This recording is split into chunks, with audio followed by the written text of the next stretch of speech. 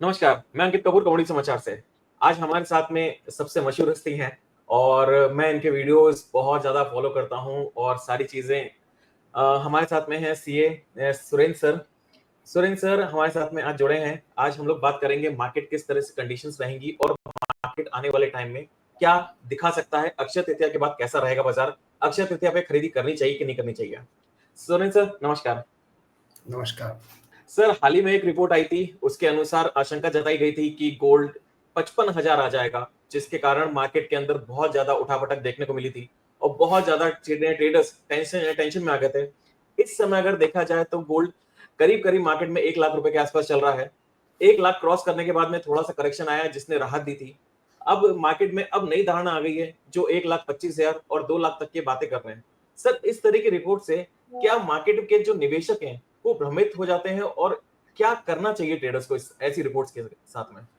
देखिए, सबसे पहले तो बता दूं कि जो 55,000 56,000 में गोल्ड आ जाएगा, जो रिपोर्ट आई थी वो किसी इंटरनेशनल एनालिस्ट की थी, जो कि इक्विटी एनालिस्ट है, वो कमोडिटी एनालिस्ट नहीं है। वो दैट इज जी, नंबर वन। नंबर टू, उसके बाद हमने कई माध्यम से लोगों को कहा भी था कि इतना जल्दी ये पॉसिबिलिटी नहीं है और ऐसा संभव नहीं है। इनफैक्ट मैंने उसके 1-2 दिन के अंदर ही बहुत सारे माध्यम से वीडियो भी जारी किए थे और क्लियरली मैंने कहा था कि ये संभव नहीं है और गोल्ड अपनी रफ्तार पर चलता रहेगा जी, और लोगों को इससे भ्रमित नहीं होना चाहिए। जब गोल्ड आपका $3,500 की रेंज में चल रहा है, तो गोल्ड में स्वाभाविक है आपको 6 से 10% का करेक्शन कभी भी मिल सकता है, लेकिन गोल्ड में इतना ध्यान रखिए कि आपको 6 से 10% अगर वो नीचे आएगा ना, तो आपको कम से कम 18 से 22% ऊपर लेकर जाएगा। तो जी गोल्ड बिल्कुल। में अभी वही सिस्टम जारी है, 1 step backwards and 3 step forward. तो ध्यान रखिए, गोल्ड को ऐसी कमोडिटी मत समझिए, उसको हल्के में मत लीजिए। अभी दिल्ली बहुत दूर है गोल्ड की। जी बिल्कुल। सर सोना जब भी सस्ता होता है तो लोगों में डर एक बैठ जाता है कि एक टाइम था जब 50,000 था तब हमने देखा था गोल्ड बहुत महंगा हो गया। आज 1 लाख रुपए गोल्ड हो गया है। तो सर क्या 1 लाख रुपए में भी निवेश करना बेटर रहेगा सोने के अंदर? अगर मैं आपके साथ में चार्ट शेयर करता हूँ, जब-जब अक्षय तृतीया मैंने राउंड बनाया हुआ है, जब-जब अक्षय तृतीया आई है, उसके बाद गोल्ड के अंदर एक धारणा बनती है कि अक्षय तृतीया के बाद मंदी आ जाएगी, लेकिन ऐसा चार्ट में दिखता नहीं है। गोल्ड के अंदर अक्षय तृतीया के बाद में हमेशा लगातार तेजी देखने को मिली है। सर इसके बारे में आप क्या बोलेंगे? देखिए, एक बात समझ के चलिए, कोई भी कमोडिटी यदि कोई भी कमोडिटी है, वो इन्फ्लेशन को मैच करके चलती है या इन्फ्लेशन से आधा 1% ऊपर रह के चलती है अपने अपने देशों के अंदर, तो उसमें जी, कोई दिक्कत नहीं है, वो लोग उसको एब्जॉर्ब कर लेते हैं, कोई दिक्कत नहीं है। बट यदि आपका इन्फ्लेशन 8% है और आपकी कमोडिटी का प्राइस राइज हो रहा है 31%, 32% एक साल में, पिछले साल, पिछले अक्षय तृतीया से इस अक्षय तृतीया के बीच में गोल्ड लगभग 32% भारतीय बाजारों में ऊपर रहा है, तो नेचुरली वो एक पिंच होगा और वो पिंच आपको आपको सहन करना पड़ेगा, लेकिन उससे थोड़ा सा उसमें सेल में ड्रॉप आएगा। लोग कम कैरेट की ज्वेलरी खरीदेंगे, लो कैरेट ज्वेलरी खरीदेंगे या अपनी बाइंग को पोस्टपोन करेंगे। जी, इससे ये पेनफुल होता है, लेकिन हमारे यहाँ पे भारत में शादियों में और सेलिब्रेशंस में और दूसरे कई फेस्टिवल्स में हम लोग गोल्ड खरीदते हैं, इसलिए we keep on buying. But yes, it is painful. यदि आप लास्ट 2-3 साल का देखें, तो गोल्ड प्राइसेस इन्फ्लेशन को बीट कर चुके हैं। तो वो जो इन्फ्लेशन को जब भी बीट करेंगे ना गोल्ड प्राइसेस, तो वो पेनफुल होगा, ज्वेलर्स को सेल करने में मुश्किल होगी, उन्हें कई नई नई मार्केटिंग स्ट्रेटेजी और वगैरह तरीका ढूंढना पड़ेगा। But yes, overall value wise तो इफेक्ट नहीं होगा, लेकिन वॉल्यूम वाइज सेल जरूर इफेक्ट। Okay sir. सर एक हेजिंग स्ट्रेटेजी को लेके मार्केट के अंदर इतनी उठापटक रहती है, तो सराफा व्यापारी अभी भी बहुत हैं जो हेजिंग जो वर्ड है वो या तो जानते नहीं हैं या फिर उसको इस्तेमाल करना नहीं जानते हैं। तो बहुत आपने एक मैंने आपके वीडियो में देखा था जहाँ पे आपने बोला था कि हेजिंग सीखना पड़ेगा अब सराफा व्यापारी को। तो सर सीखने के लिए किस तरह से हम लोग आगे बढ़ सकते हैं और कैसे ट्रेडर्स या फिर सराफा व्यापारी हेजिंग को लेके आश्वस्त हो सकते हैं? देखिए अंकित जी, आप खुद सर्टिफाइड कमोडिटी एनालिस्ट हैं। आपको शुरू करना चाहिए ये मुहिम हेजिंग स्ट्रेटेजी की, और ज्वेलर्स लोगों को सिखाना चाहिए। ज्वेलर्स हेजिंग इसलिए नहीं करते हैं बेसिकली कि वो अपना पूरा accounting gold to gold maintain करते हैं। वो हमेशा आप उनसे बात करो तो वो यही कहेंगे कि मुझे कोई फर्क नहीं पड़ता, चाहे गोल्ड 50,000 हो जाए या चाहे 1.5 लाख हो जाए, बिकॉज मैं तो अपनी क्वांटिटी, अपना स्टॉक मेंटेन करके चलता हूँ। जी, तो बिल्कुल। वो जब उनका नेटवर्थ घटता है तो उन्हें समझ में नहीं आता है कि उनका नेटवर्थ एक्चुअली घट रहा है। यदि हेजिंग वो करेंगे तो उन्हें मुनाफा भी होगा, उनकी जो नेटवर्थ है वो भी नहीं घटेगी। बट इसके लिए उनको एजुकेट होने की जरूरत है, और थोड़ा सा मैं ये कह सकता हूँ कि ज्वेलर्स एजुकेट नहीं होना चाहते, ये सबसे बड़ा रीजन है। हालांकि आप MCX पे वगैरह पे देखेंगे तो वहां पे वॉल्यूम्स बहुत धीरे धीरे बढ़ रहे हैं। जी। जो बड़े प्लेयर हैं, बड़े बुलियन डीलर हैं, वो तो बिल्कुल हेजिंग के बिना व्यापार नहीं करते, या जो बड़े ज्वेलर हैं वो भी अभी लगभग 60 से 70% अपनी पोजीशन को हेज करते हैं। लेकिन हमारे देश में 2.5-3 लाख ज्वेलर है, इन सबको ये सिखाने की जरूरत है, क्योंकि अब वो ऐसी कमोडिटी में डील कर रहे हैं कि जिसमें रोज $100 का फ्लक्चुएशन होता है, रोज जी, बिल्कुल। 2500-3000 रुपए का फ्लक्चुएशन होता है। तो अपनी इन्वेंट्री को सुरक्षित उनको रखना है, तो उन्हें हेजिंग अडॉप्ट करना पड़ेगा, और मैं तो चाहता हूँ कि आप लोगों के माध्यम से ये ट्रेनिंग उन लोगों को दी जाए। यस सर, बिल्कुल हम शुरुआत करेंगे इसको। और आज की तारीख में अगर देखा जाए तो वॉलेटिलिटी इतनी है कि जो हम लोग चार्ट अगर देखते हैं, कैंडलस्टिक चार्ट देखते हैं, जो थोड़ी देर पहले मैंने आपको दिखाया था, 5 मिनट के अंदर 200-200 रुपए की मूवमेंट हो रही है गोल्ड के अंदर। तो एनालिस्ट तो ठीक है, सराफा व्यापारी जितने हैं उनको कहीं ना कहीं परेशानी उस देखने को मिल रही है। सर, मेरा सबका जितना भी है, जो हमारे दर्शक रहेंगे, उनका सबका एक ही सवाल रहेगा, अक्षय तृतीया के बाद गोल्ड 1 लाख कि 90,000? देखिए मैं आपको ये बता दूं कि मैं इंडियन प्राइसेस में कमेंट नहीं कर सकता, क्योंकि डॉलर इंडेक्स भी बहुत फ्लक्चुएट होता है। लेकिन इंटरनेशनल प्राइसेस मेरे हिसाब से स्पॉट मार्केट में कहीं पर भी मुझे अक्षय तृतीया के बाद कम होते हुए नज़र नहीं आते। मुझे अब भी लगता है कि अक्षय तृतीया के बाद कम से कम हम यहाँ से लगभग एक $400 का मूवमेंट गोल्ड में और देख सकते हैं। मतलब जितने भी सब्सक्राइबर्स हैं उनको थोड़ा सा अगर वो शॉर्ट के लिए, क्योंकि बहुत सारे कमेंट्स भी आते रहते हैं कि गोल्ड 80,000 कब आएगा, 90,000 कब आएगा, तो 90,000 भी आ सकता है, कोई बड़ी चीज नहीं है। 3200, 3260 ऐसे पर सर, लेकिन सर के हिसाब से गोल्ड के अंदर तेजी है और अक्षय तृतीया के बाद में अच्छी खासी तेजी बना के चलेंगे। सर, मार्केट में अब जो ट्रेंड एक दिख रहा है, एक सराफा व्यापारी है और आजकल ऑनलाइन शॉपिंग भी बहुत चल रही है, इसके बारे में आप क्या कहना चाहेंगे? क्योंकि ऑनलाइन शॉपिंग के अंदर बहुत सारी चीजें चल रही हैं, जहाँ पे बड़े-बड़े ज्वेलर्स अब आ रहे हैं ऑनलाइन शॉपिंग को लेके। वहाँ पे प्योरिटी अगर देखा जाए, तो थोड़ी-सी कहीं न कहीं कम देखने को मिल रही है। तो सर, ऑनलाइन ज़्यादा बेटर रहेगा आने वाले टाइम में, और ये कितना फ्लरिश करेगा कि जो हमारा जो पुराना ट्रेंड है कि सराफा के पास में, जैसे आज भी हम लोग सराफा पे जाके गोल्ड परचेज़ करना ज़्यादा भरोसा समझते हैं। सर, इसको आप किस तरह से देखते हैं, ऑनलाइन ट्रेंड और जो पुराना ट्रेंड है? देखिए मुझे ऐसा लगता है कि जो मार्केट एग्जिस्टिंग है, जो आपको जो सराफा वाले अपनी दुकान लगाकर बैठे हैं, वो तो चलता ही रहेगा, लेकिन नए नए एवेन्यूज खुलते रहेंगे। ऑनलाइन भी चलेगा, और बहुत बड़े मेटा प्लेटफॉर्म्स आने वाले हैं, शायद इंडस्ट्री को पता भी नहीं है। पूरा वर्चुअल आपकी दुकान खुल सकती है गोल्ड की। इस प्रकार के प्लेटफॉर्म इब्जा खुद इंट्रोड्यूस करने वाला है। तो one has to be very careful.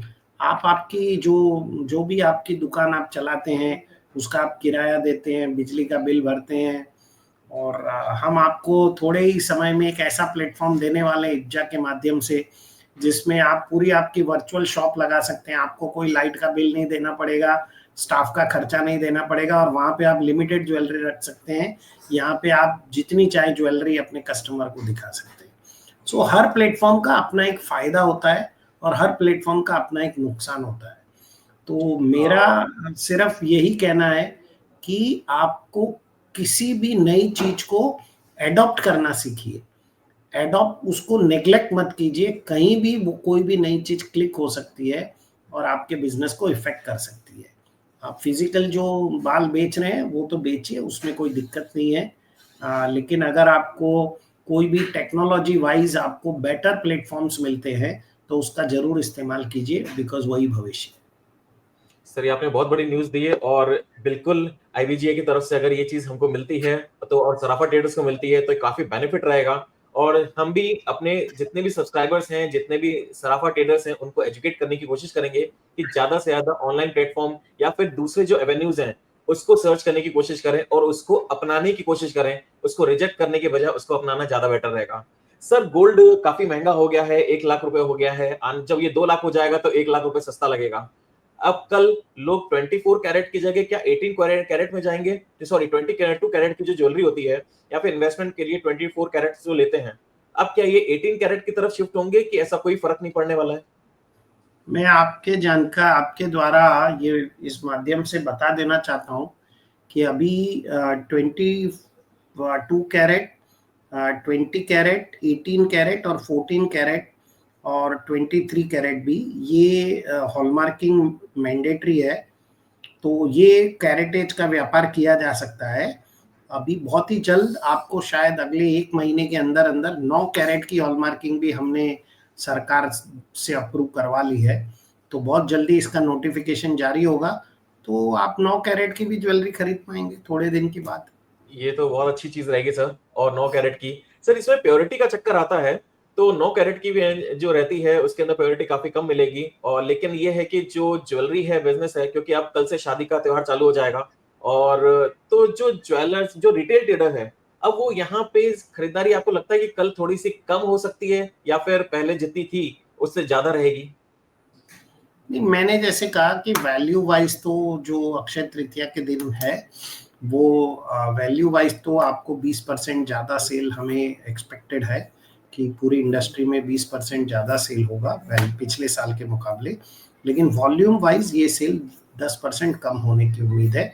मुझे थोड़ा सा ज्वेलरी सेल कम होने की उम्मीद है, बल्कि कॉइन्स और बुलियन का सेल तो बढ़ने की उम्मीद है। मुझे लगता है कि वो सेल बढ़ेगा।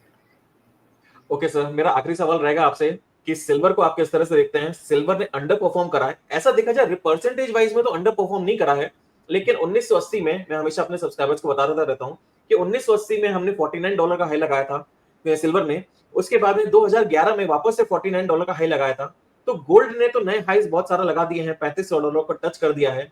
लेकिन अगर सिल्वर की देखी जाए तो सिल्वर अभी भी $32 से $33 की रेंज में काफी स्ट्रगल करता हुआ दिख रहा है। क्या ये कभी $50 को क्रॉस करेगा? और क्या ये आने वाले टाइम में सिल्वर के अंदर निवेश करना क्या बेहतर रहेगा? सिल्वर में 2-3 चीजें समझने की जरूरत है।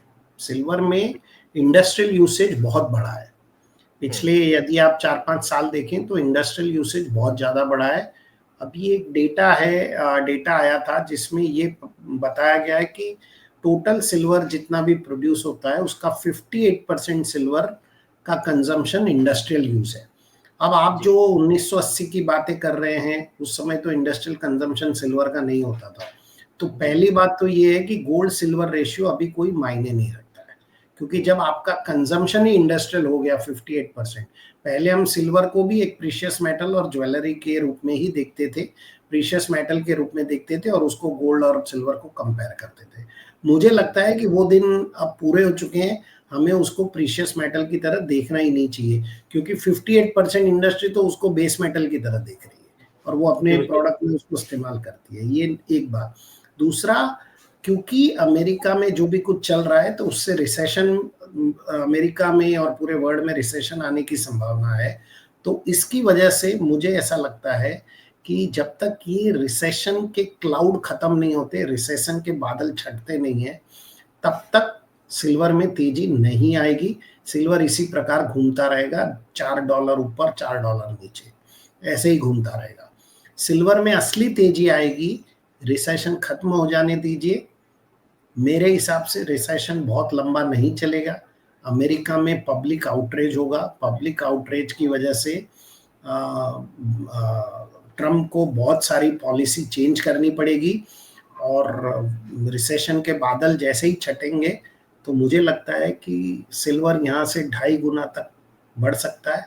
मेरा टारगेट सिल्वर का लगभग $75 का रहेगा, लेकिन जब तक रिसेशन के बादल नहीं छटते हैं तब तक सिल्वर में इसी प्रकार का एक ढीलम ढाल ट्रेंड, स्लगिश ट्रेंड जिसको बोलते हैं, सुस्त रवैया जारी रहेगा। तो सर सिल्वर के अंदर निवेश जो अभी 32 से 33 डॉलर की सिल्वर, क्योंकि 26 डॉलर की कहीं ना कहीं माइनिंग कॉस्ट आ रही है इस समय, तो 32 से 33 डॉलर की सिल्वर निवेश करने के लिए अभी बुरी नहीं है अगर लंबी अवधि के लिए देखा जाए तो। मुझे तो गोल्ड भी लंबी अवधि के लिए बुरा नहीं लगता है। लंबी अवधि के लिए आप मान लो तो आप गोल्ड और सिल्वर दोनों में आप निवेश कर सकते हैं। और लंबी अवधि का मतलब मैं हमेशा गोल्ड और सिल्वर के लिए लंबी अवधि 10 से 15 साल मानता हूं।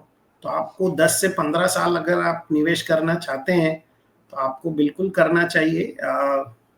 मुझे लगता है हो सकता है 15 साल में आपको गोल्ड यहाँ से 7 गुना रिटर्न दे या 6 गुना रिटर्न दे। मैं इंटरनेशनल प्राइस की बात कर रहा हूँ। और जी सिल्वर जी। हो सकता है आपको 15 गुना रिटर्न दे 15 साल में। तो परसेंटेज वाइज आप देख लीजिए आपको कहाँ निवेश करना है। जी बिल्कुल, तो अपने पोर्टफोलियो में आप गोल्ड अगर रखे हुए हैं तो सिल्वर को भी थोड़ी सी जगह दे के रखिए, लेकिन गोल्ड को कभी भी आप ये नकारा मत समझिए कि गोल्ड खत्म हो गया है और 1 लाख का गोल्ड अब आगे नहीं जाएगा। करेक्शंस मार्केट का एक पार्ट है। तो मेरे साथ सर बहुत बहुत मैं धन्यवाद आपका। एक चीज थोड़ा सा और क्लैरिटी कर दूं। जी। अब जब भी गोल्ड में करेक्शन आएगा तो बहुत भारी करेक्शन आएगा, लेकिन ओके। निवेश को यदि आप 10 से 15 साल का होराइजन बना के चल रहे हो तो आपको उससे घबराना नहीं है। जी। ये आप समझ के चलिए। तो उससे आपको डरना नहीं है। अगर आपके मन में डर है तो आप गोल्ड और सिल्वर में निवेश नहीं कर पाएंगे, क्योंकि पिछले 4 साल से जो मार्केट $1650 से बढ़ते बढ़ते आज 3300 से $3500 के बीच में आ गया है गोल्ड का मार्केट, वो जी। कभी भी बहुत तेजी से रिवर्स में जा सकता है। लेकिन जो यहाँ वही है, जो डर गया वो मर गया, वही कहानी है। तो आपको बिल्कुल। डरना नहीं है। आप लॉन्ग टर्म के लिए गोल्ड सिल्वर दोनों में आराम से निवेश कर सकते बिल्कुल सर, ये सुरेंद्र सर ने हमको बहुत अच्छी चीज बताई कि लॉन्ग टर्म के अंदर निवेश है। अगर कहीं भी कोई भी रिवर्सल मिलेगा या फिर इस तरह की कोई चीज निकल के आएगी तो हम सुरेंद्र सर के साथ में लगातार बने रहेंगे। तो कभी भी कुछ भी अपडेट रहेगा तो डेफिनेटली हम लोग आपसे वापस बात करेंगे। लेकिन इसके साथ में आपके साथ thank you so much sir. आपके साथ में आज बात करी बहुत अच्छा लगा और थैंक हैं। You so much sir.